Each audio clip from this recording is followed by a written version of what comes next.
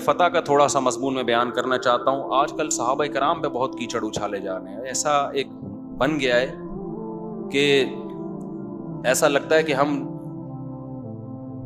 وہ دن دیکھ رہے ہیں جو ہم نے زندگی میں کبھی تصور بھی نہیں کیا تھا. جو اٹھتا ہے کبھی امی عائشہ کے بارے میں, کبھی سیدنا معاویہ کے بارے میں, کبھی حضرت ابو بکر کے بارے میں, سب کی زبانیں کیا ہو گئی ہیں, کھل گئی.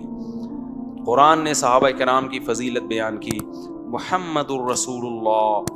دیکھو قرآن جب موسیٰ اور بنی اسرائیل کا بیان کرتا ہے نا تو سارے بنی اسرائیل کو اچھا نہیں کہتا. ان میں اچھے بھی تھے, ان میں برے بھی تھے. جو انہوں نے پیغمبروں کو ستایا اس کا بھی تذکرہ کیا. لیکن جب صحابہ کی بات آتی ہے, اگر صحابہ کی کسی مسٹیک کا بھی قرآن ذکر کرتا ہے تو اگلے ہی جملے میں ان کی تعریف کر دیتا ہے قرآن. جیسے سورہ حجرات آج ہم نے پڑھی ہے, اس سورہ حجرات میں اللہ نے کیا فرمایا؟ اے ایمان والو, اگر کوئی فاسق تمہارے پاس خبر لے کے آیا کرے تو اس کی تصدیق کر لیا کرو. صحابہ کو یہ خبر ملی کہ فلاں قبیلہ مرتد ہو گیا یا اس نے انکار کر دیا ہے, تو فوراً جو ہے نا صحابہ کرام نے اس خبر کی بیس پر اس قبیلے پہ چڑھائی کا ارادہ کیا. بعد میں پتہ چلا وہ خبر غلط تھی. تو قرآن نے کہا تفتیش کے بغیر مت کیا کرو ایک کام.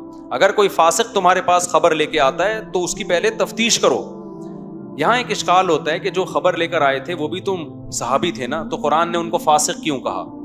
تو خوب سمجھ لیں, ایک فاسق اصطلاحی فاسق ہوتا ہے. اصطلاح میں فاسق اسے کہتے ہیں جو کسی کبیرہ گناہ کا مرتکب ہو اور توبہ نہ کی ہو اس نے. اور ایک فاسق قرآن کا یہاں مطلب یہ ہے کہ اس کام میں وہ فاسق تھا, یعنی جب وہ کام کر رہے تھے نا تو وہ کام ٹھیک نہیں تھا. جن صحابی نے آ کے اطلاع دی ہے وہ اطلاع بغیر تحقیق کے دے دی انہوں نے, تو یہ عمل ان کا فسق تھا. اس کی وجہ سے وہ اصطلاحی فاسق نہیں بنے, لغوی اعتبار سے فاسق بن گئے. اس کی میں مثال دیتا ہوں, اس سے بات سمجھ میں آئے گی. قرآن کہتا ہے قابیل اور حابیل نے قربانی پیش کی, حابیل کی قبول ہو گئی, قابیل کی رد ہو گئی. تو قابیل نے حابیل کو دھمکی دی, حسد کی وجہ سے میں تجھے قتل کر دوں گا. تو حابیل نے کہا انما یتقبل اللہ من المتقین, اللہ پرہیزگار لوگوں کی قربانی قبول کرتا ہے, نافرمانوں کی قبول نہیں کرتا. اب یہاں سوال پیدا ہوتا ہے, اچھا بھائی ہم جو بقرعید میں قربانی کرتے ہیں اگر ہم نیک ہوں گے تو قربانی قبول ہوگی, ہم اگر گٹکے مٹکے لگا رہے ہیں اور آڑے ترشے کام کر رہے ہیں تو پھر ہمیں قربانی کرنی ہی نہیں چاہیے, کیونکہ ہماری قربانی قبول ہوگی نہیں. کیونکہ نیک لوگوں کی قربانی قبول ہوتی ہے, اور قربانی کیا ہر عمل نیک لوگوں کا قبول ہوتا ہے, تو بروں کا تو ہوتا ہی نہیں. تو اس کا مطلب برے کو نیک کرنا ہی نہیں چاہیے. کیا خیال ہے؟ تو خوب سمجھ لیں, یہاں متقین سے اصطلاحی متقی مراد نہیں ہے, ٹرم ہے متقی, ان کو کہا جاتا ہے جو گناہوں سے بچتے ہیں. یہاں مراد یہ کہ جو عمل آپ کر رہے ہیں نا اس عمل میں متقی ہوں آپ, عمومی سطح پہ متقی ہوں یا نہیں ہوں. کیا مطلب؟ جو قربانی کرتے ہوئے اللہ کی رضا کے لیے کر رہا ہو تو یہ قربانی کے عمل میں متقی ہے, لہذا اللہ کی رضا کے لیے کرے گا تو قربانی قبول ہوگی, چاہے حقیقت میں متقی نہ بھی ہو, اس موقع پہ یہ متقی ہے. اور اگر کوئی حقیقت میں نیک ہے, متقی ہے, لیکن اس موقع پہ یہ قربانی اللہ کے لیے نہیں کر رہا تو قربانی کے عمل میں یہ متقی نہیں ہے, تو اس موقع پہ اس کی قربانی قبول نہیں ہوگی. سمجھ میں آ رہی ہے بات کہ نہیں آ رہی؟ بھائی کیا ہو گیا؟ جب آپ نماز پڑھو تو اللہ کہتا ہے متقیوں کی نماز قبول ہوگی. کیا مطلب؟ نماز پڑھنے کے عمل میں آپ پرہیزگار ہونے چاہیے, یعنی اللہ کے لیے کر رہے ہوں, دنیا کے لیے نہ کر رہے ہوں. بے شک ویسے آپ گنہگار ہوں, لیکن نماز اگر اللہ کے لیے پڑھیں گے, اس عمل میں متقی ہوں گے تو اللہ کی طرف سے آپ کو اجر ملے گا, اللہ اس نماز کو قبول کرے گا. نماز ہو, زکوٰۃ ہو, تلاوت ہو, کوئی بھی عمل, اس عمل میں جب تک آپ متقی ہیں تو عمل قبول ہے. حقیقت میں متقی ہو یا نہ ہو ایک الگ معاملہ ہے. تو یہاں بھی جو صحابی کو قرآن نے کہا نا کہ فاسق اگر خبر لے کر آئے, تو فاسق اس معنی میں کہا کہ اس وقت خبر پہنچانے میں وہ فسق کے مرتکب تھے بغیر تحقیق کے. یہ مطلب نہیں ہے کہ اس کی وجہ سے وہ فاسق بن گئے. فاسق بنتا جب ہے جب کبیرہ گناہ کا ارتکاب کرے اور اس پر اصرار کرے, توبہ نہ کرے. نہیں آئی بات میرا خیال ہے؟ تو اس لیے کوئی صحابی فاسق نہیں ہے. ہاں بعض دفعہ فسق کا ارتکاب ہوا ہے جس سے ان کو توبہ کی توفیق ملی ہے. فسق کا ارتکاب ہوا ہے, بعض صحابہ سے زنا بھی ہوا, توبہ کی انہوں نے. بعض صحابہ سے غلط فہمی میں انہوں نے خبر پھیلا دی جس سے انہوں نے کیا کی؟ توبہ کی. تو چونکہ خبر پھیلاتے ہوئے وہ فسق کے مرتکب ہو رہے تھے, اس معنی میں فاسق کہا ہے. لیکن اس کی بیس پر یہ کہنا کہ کسی صحابی کو قرآن فاسق کہہ رہا ہے، کیا مطلب فاسق؟ اس معنی میں کہہ رہا ہے کہ وہ برے لوگ تھے، اس معنی میں فاسق نہیں کہہ رہا قرآن، بلکہ آگے تو تعریفیں کر رہا ہے قرآن. سمجھتے ہو بات کو؟ پھر جن صحابہ نے ان کی بات کو درست سمجھ کے یقین کر لیا، ان کو بھی قرآن تنبیہ کر رہا ہے کہ تمہیں بغیر تحقیق کے اس خبر پہ عمل نہیں کرنا چاہیے تھا. یہ جب ہے جب ہم مان لیں کہ یہ صحابی تھے، اور اگر یہ کوئی منافق تھا جس نے خبر پہنچائی ہے تو پھر تو ویسے ہی فاسق ہونا ثابت ہو گیا نا. میں تو صرف یہ بتا رہا ہوں کہ اس آیت کی روشنی میں کسی صحابی کو فاسق کہنے کی اجازت نہیں ہے. سمجھتے ہو؟ آگے چلتے ہیں ہم. آگے قرآن کہہ رہے کہ وَلَكِنَّ اللَّهَ حَبَّبَ إِلَيْكُمُ الْإِيمَانَ وَزَيَّنَهُ فِي قُلُوبِكُمْ. لیکن تم نے جو اس کی خبر مان لی نا بغیر تحقیق کے، غلط کیا اور حملے کا ارادہ کر لیا، تو اللہ کہتے ہیں یہ تم سے غلطی ہوئی، لیکن اس غلطی کی بیس اچھی ہے. یہ بہت ٹیکنیکل پوائنٹ کی بات ہے سمجھنے کی. اس غلطی کی بیس غلط، قرآن کہہ رہا ہے تم نے غلط کیا کہ ایک شخص کی بات پر یقین کر کے فوراً کسی مسلمان قبیلے پہ چڑھائی کا ارادہ کیوں کر لیا تم نے؟ یہ غلط کیا تم نے. لیکن اس غلط اور گناہ جو غلط کام ہے اس کی بیس بڑی کیا ہے؟ خاندانی. وہ خاندانی کیا ہے؟ حبب الیکم الایمان، اللہ نے تمہارے دلوں میں ایمان کی بہت زیادہ محبت ڈال دی ہے. وزینہ فی قلوبکم، تمہارے دلوں میں ایمان کو بہت مزین کر دیا ہے. تو تم نے جب سنا کہ فلاں قبیلہ دین سے پیچھے ہٹ گیا ہے تو غیرت اور حمیت میں تفتیش کی ضرورت محسوس نہیں کی تم نے. بعض کام غلط ہوتے ہیں، بیس اس کی کیا ہوتی ہے؟ اچھی ہوتی ہے. تو اس میں جذبات میں آ کے آدمی ایسا کام کر لیتا ہے جس کا رزلٹ اچھا نہیں نکلتا، لیکن وہ جذبات کی بیس ٹھیک ہوتی ہے. مثال کے طور پر آپ کو پتا چلا یہ بندہ جو ہے لوگوں کو نقصان پہنچا رہا ہے اور چوریاں کر کے غلط وہ کر رہا ہے، آپ نے رڑا کے اتنا زور سے تھپڑ مارا کہ دانت نکل گئے اس کے. کیا نکل گئے؟ کیونکہ آپ کو چوری سے بہت نفرت ہے، تو ہم آپ کو تھپڑ لگائیں گے اسی حساب سے بدلے میں کہ آپ نے اس کو اتنی زور سے تھپڑ مارا کیوں. لیکن ہم کہیں گے یار یہ تھپڑ جو اس نے مارا ہے نا، مارا کس وجہ سے ہے؟ غیرت اور حمیت. اس کو چوری سے بڑی نفرت ہے. لیکن واقعی جب نفرت ہو تو ہے ہی ہے، ورنہ آج کل جو چوروں کو تھپڑ مار رہے ہوتے ہیں نا، خود بہنوں کی وراثت کھا کے بیٹھے ہوئے ہوتے ہیں، وہ ویسے ہی غریبی میں مار رہے ہوتے ہیں. چلو سب مار رہے ہیں تو ہم بھی ذرا گینس بک آف ورلڈ میں ہمارا بھی نام آئے گا، ہم نے بھی 6 چور مارے. لیکن بعض دفعہ غلطی، تو قرآن کہہ رہا ہے یہ تمہاری غلطی تھی، لیکن اس غلطی کی بیس کیا تھی؟ حبب الیکم الایمان، اللہ نے تمہارے دلوں میں ایمان کی محبت اتنی زیادہ ڈال دی ہے کہ تمہیں لگا کہ وہ قبیلہ ایمان سے پھر گیا ہے تو بس ایک دم تم کیا ہو گئے؟ جوش میں آ گئے. جیسے کوئی ڈرا بیٹھا ہو کسی چیز سے تو ذرا سی بھی کہیں خبر ملتی ہے تو ایک دم وہ اس کو صحیح سمجھنا شروع کر دیتا ہے.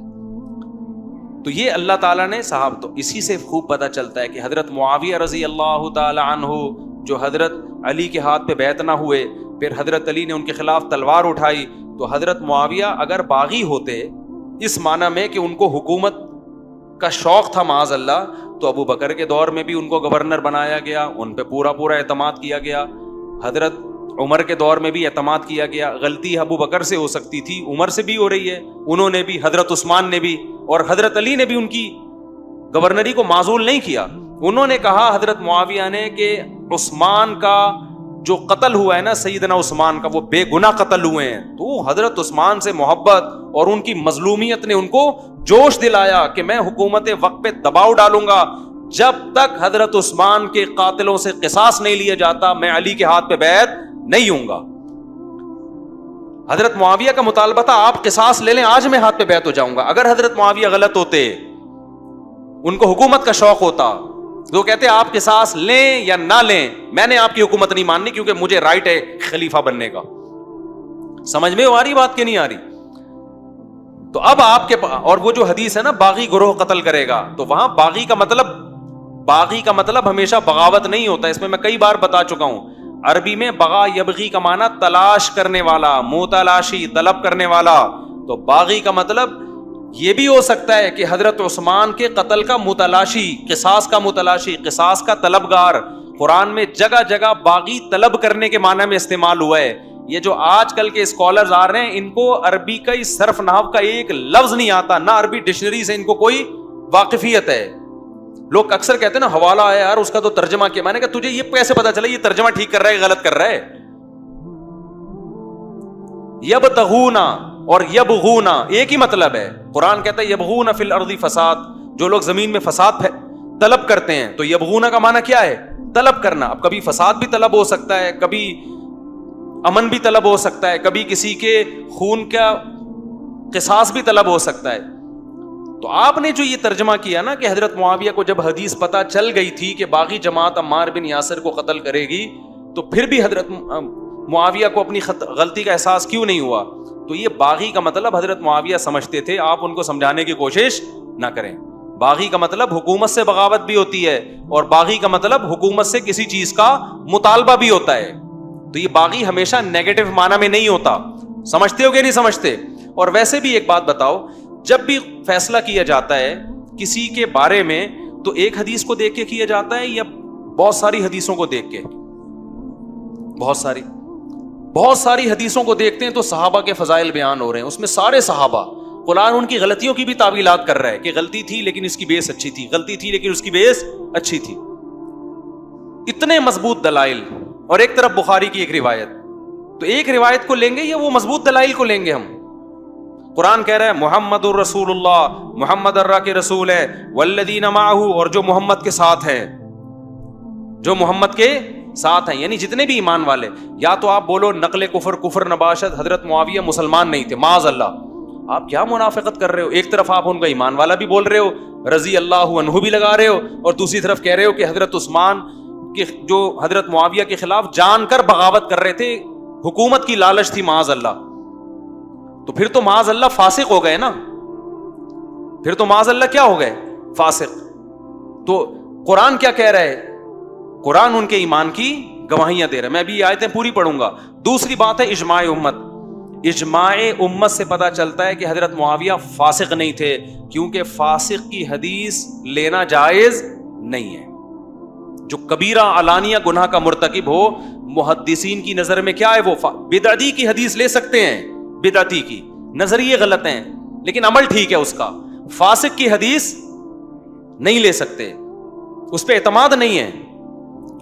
لیکن حضرت معاویہ کی حدیثیں بخاری میں بھی ہیں, صحیح مسلم میں بھی ہیں, ابو داؤد میں بھی ہیں, سنن ابن ماجہ میں بھی ہیں, سنن ترمذی میں بھی ہیں, بہقی میں بھی ہیں, مصنف ابن ابی شیبہ میں, مصنف عبد الرزاق میں. حدیث کی کون سی کتاب ہے؟ مسند احمد میں کون سی کتاب ہے بھائی جس میں حضرت معاویہ سے حدیث نہ لی گئی ہو؟ امام بخاری بھی لے رہے ہیں یار. تو اگر حضرت معاویہ حکومت کے معاذ اللہ لالچی تھے معاذ اللہ, اور حضرت علی سے ان کا اختلاف ذاتی بنیادوں پہ تھا, تو بتاؤ اس سے بڑا پھر کوئی جرم تھا کہ داماد رسول کے خلاف تلوار اٹھ رہی ہے اور نیت صرف زمین پہ قبضہ کرنا ہے, ٹکڑا لینا ہے. اس سے بڑا فسق کیا ہوگا؟ اور اس کی بیس پہ کتنے لوگوں کا قتل ہو رہا ہے. تو پھر ان سے حدیث لینا جائز نہیں تھا. یہ وہ تمام سوالات ہیں جن کا آج کے ان اسکالرز کے پاس کوئی جواب نہیں ہے جو حضرت معاویہ رضی اللہ تعالیٰ عنہ پہ الزامات لگاتے ہیں. اور لوگ ہم سے کہتے ہیں علی کے فضائل کیوں نہیں بیان کرتے, معاویہ کے کیوں بیان کرتے ہو؟ ہم حضرت علی کے بھی فضائل بیان کر چکے ہیں, ٹیلی ویژن چینلز پہ بیان کیے, حسن و حسین کے فضائل پہ بیان کیے ہیں. باقی بار بار حضرت معاویہ کا ٹاپک ہم اس لیے چھیڑتے ہیں کہ آپ بار بار بغض معاویہ ہی میں اپنی بغض نکالتے ہیں. آپ نکالنا چھوڑ دیں تو ہم بھی اتنی بات کریں گے جتنی دوسرے صحابہ کے بارے میں کر رہے ہیں. سمجھ میں آ رہی ہے بات کہ نہیں آ رہی ہے؟ چلو آگے. تو قرآن کہتا ہے محمد الرسول اللہ والذین معہ اشداء علی الکفار. آگے قرآن کہہ رہا ہے تراہم رکعا سجدا یبتغون فضلا من اللہ ورضوانا. اے مخاطب تو محمد کے ساتھیوں کو دیکھے گا, کبھی رکوع میں ملیں گے کبھی سجدے میں. نماز بہت کثرت سے نماز پڑھتے ہیں, اور کیا ہے یبتغون فضلا من اللہ. میری اور آپ کی نماز کے بارے میں کوئی یقینی نہیں کہہ سکتا کہ یہ کس کے لیے ہے, اللہ کے لیے. یہاں بھی یبتغون باغی والا لفظ آیا ہے, بغا یبغی سے ہے. یبتغون باب افتعال میں چلا گیا ہے, وہی مادہ. یبتغون اور یبغون کا ایک ہی معنی ہے. یبتغون تلاش کر رہے ہوتے ہیں, فضلا من اللہ رکوع اور سجدہ کر کے اللہ کا فضل اور اس کی رضا. کیا مطلب؟ میری اور آپ کی نماز کی اللہ نے گارنٹی نہیں لی ہے. آپ نہیں کہہ سکتے مفتی صاحب جو نماز پڑھ رہے ہیں اللہ کے لیے کر رہے ہیں. ہو سکتا ہے بھائی کمیٹی کے لیے کر رہے ہیں, صحیح ہے, کر نہیں رہا, ایک مثال دے. ہو سکتا ہے بھائی کوئی مفتی صاحب کو چونکہ تنخواہ ملتی ہے اس لیے کر رہے ہوں. لیکن اللہ صحابہ کے بارے میں کیا کہہ رہا ہے کہ یہ جو نماز پڑھتے ہیں تو کس کا فضل تلاش کر رہے ہیں؟ ان کی نیت پہ شک کرنے کی تمہیں اجازت نہیں ہے. آگے قرآن کہہ رہا ہے سیماہم فی وجوہہم من اثر السجود. اے مخاطب, میں نے تو ان کے دل کی کیفیت کی گواہی دے دی ہے کہ یہ اللہ کی رضا کے لیے کر رہے ہیں, لیکن تو جب ان کے چہروں کو دیکھے گا تو ان کے چہرے اس بات کی گواہی دیں گے کہ یہ ریاکار نہیں ہو سکتے. ان کے چہرے بتائیں گے, ان کے چہروں کا نور بتائے گا کہ ان کے دلوں میں کس کا خوف ہے؟ اللہ کا خوف ہے. آگے قرآن کہہ رہا ہے ذالک مثلہم فی التوراۃ. اللہ کہتے ہیں میں نے تورات میں موسیٰ کو جو تورات دی نا اس میں نے بتا دیا تھا کہ جو آخری نبی آئے گا اس کی یہ علامتیں ہیں. ان علامتوں میں ایک علامت یہ بھی ہے کہ اے موسیٰ تجھے بنی اسرائیل ملے جنہوں نے تجھے بہت ستایا, لیکن آخری نبی کو جو ساتھی ملیں گے وہ بڑے غیرت مند ہوں گے, وہ میدان جنگ میں پیغمبر کے ساتھ لڑنے والے ہوں گے, وہ قربانیاں دینے والے ہوں گے, اور ایسے رکوع سجود کرنے والے ہوں گے کہ ان کے چہروں سے رکوع اور سجود کے آثار ٹپک رہے ہوں گے. اللہ کہتے ہیں میں نے تورات میں موسیٰ کو بتا دیا تھا, اور یہودی پڑھ رہے تھے, یہودی یہ تورات میں پڑھتے تھے کہ آخری نبی کے ساتھی ایسے ہوں گے.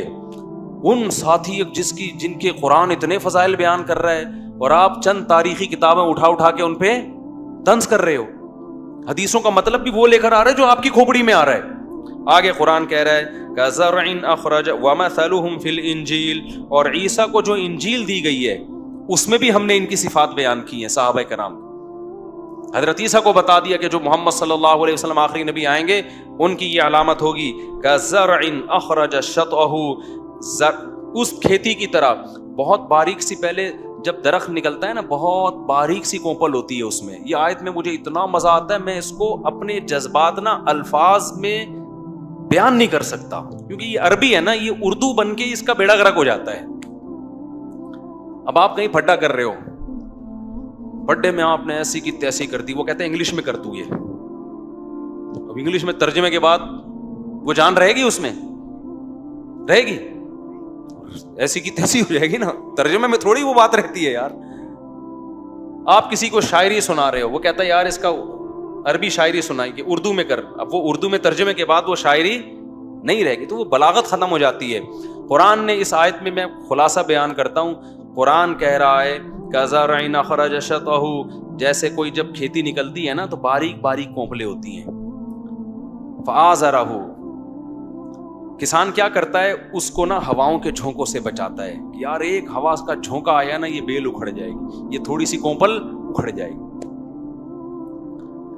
کیا مجھے یاد آ رہا ہے مولانا اعظم طارق صاحب کا ایک بیان تھا بڑا خاندانی, انہوں نے اس آیت پر بیان کیا تھا کہ اتنا ہلا کے رکھ دیا تھا نا اس بیان میں. انہوں نے صحابہ کا نقشہ کھینچا تھا اس آیت کی روشنی میں کہ وہ جو کونپل تھی نا وہ صدیق تھے. قرآن کہہ رہا نا جس کو بچا کے وہ بلال تھے. جب پودا نکلتا ہے نا پہلے کیسے کسان اس کو بھائی اس کو جانور نہ کھا لے, پرندے نہ کھا لیں, ہواؤں کے جھونکوں سے لہرا رہا ہوتا ہے. ہوتے ہوتے ہوتے ہوتے قرآن کہہ رہا ہے فاستغلظ فاستوى على سوقه, پھر اپنے تنوں پہ کھڑا ہو کے مضبوط. اب بڑے بڑے طوفان بھی اس کو نہیں اکھاڑ سکتے. يعجب الزراع, اور پھر اللہ کہتے ہیں کہ جو دوسرے کسان ہیں نا ان کے حسد کا ذریعہ بن جاتا ہے. وہ کہتے ہیں یار اتنی زبردست باغ اس کا, ایسی زبردست پاورفل کھیتی. اور جو زرع ہے نا وہ تعجب میں پڑتا ہے, کسان خوش ہوتا ہے یار کیا زبردست میرا باغ تیار ہو گیا. اور یعجب لیغیظ بہم الکفار, دوسرے کسان اس سے جلنا شروع کر دیتے ہیں. قرآن نے صحابہ کا یہ نقشہ کھینچا کہ یہ شروع میں ایمان لائے بہت تھوڑے سے, بلال حبشی, خباب ابن ارد اور حضرت ابو بکر. نبی صلی اللہ علیہ وسلم سب کو کہہ رہے ہیں صبر کرو صبر کرو, برائی کا جواب برائی سے مت دو, ہم تھوڑے سے ہیں, کمزور ہیں. اس کے بعد تھوڑے ہی دنوں میں ایسا پاورفل درخت تیار ہوا ہے کہ روم اور فارس کی ٹانگیں کانپنے لگیں. حضرت خالد بن ولید نے جب ایک رومیوں کے ایک علاقے پہ حملے کا ارادہ کیا, اور یہ تھوڑے ہی عرصے کی بات ہے, ارادہ کیا نا, تو انہوں نے کہا یار ان سے پیسے ویسے دے کے جان چھڑاؤ, یہ پتہ نہیں عربوں کو ہو کیا گیا, تلواریں لے کے دنیا فتح کرنے نکلے. تو خالد بن ولید کے پاس اس نے پیغام بھجوایا کہ بھائی مسئلہ یہ ہے کہ آپ کو کیا چاہیے. ان کے نا وہ رومیوں کے دربار میں مشورے یہ ہوئے کہ یہ عرب لوگ ہیں, لگ رہا ہے قحط غربت ان کا مسئلہ ہے, ہمیشہ سے یہ لوگ غریب لوگ ہیں, قحط زدہ علاقوں میں رہتے ہیں, شاید معاشی تنگی ضرورت سے زیادہ ہو گئی ہے, کچھ پیسے ویسے دو, جان چھڑاؤ, لڑنے کی ضرورت نہیں ہے ان سے. تو حضرت خالد بن ولید کے پاس اس نے پیغام بھیجا کہ بھائی ایکچولی بات اصل میں یہ کہ آپ کو کیا کیا کیا عزیز ہے, کیا کھانا ہے آپ کو, کھجوریں کھا کے تھک گئے ہیں یا کھجوریں پیدا نہیں ہو رہی, کیا کھانا ہے. تو حضرت خالد بن ولید نے کہا ہمیں نے سنا ہے کہ رومیوں کا خون بہت لذیذ ہوتا ہے,